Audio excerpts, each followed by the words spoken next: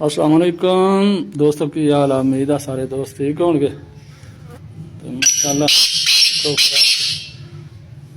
परिंदा जी अल्लाह पाक का नाम लै रहा।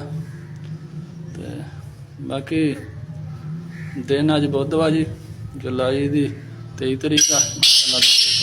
माहौल दे विच गल्लां बातां कर रहा जी। आ जाओ जी, शाबाश चल देखो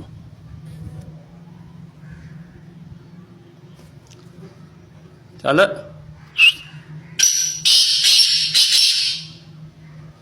वेरी गुड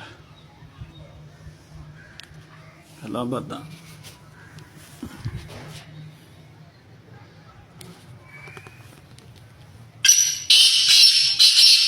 माशाल्लाह आजा शाबाश आजा इधर आजा।